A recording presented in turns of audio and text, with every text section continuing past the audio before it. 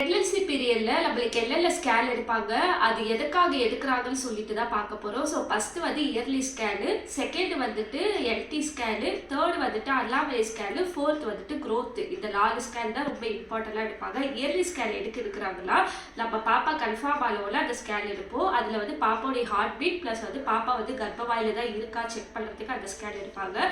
Second வந்துட்டு LT scan. இது எதுக்கு எடுக்கிறாங்களா, பாப்பாவுடைய வளர்ச்சி, அப்புறம் பாப்பாவுடைய கழுத்தில் ஏதோ திரவம் இருக்கும் அதை வந்துட்டு செக் பண்ணுறதுக்கும், பாப்பா கரெக்டான வளர்ச்சியில் தான் இருக்காங்களா செக் பண்ணுறதுக்கும் எல்டி ஸ்கேன் எடுப்பாங்க. தேர்ட் வந்துட்டு அனாமலி ஸ்கேன். இதுதான் ரொம்ப இம்பார்ட்டண்டான ஸ்கேனு.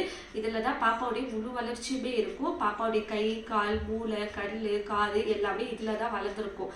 ஃபோர்த் வந்துட்டு growth.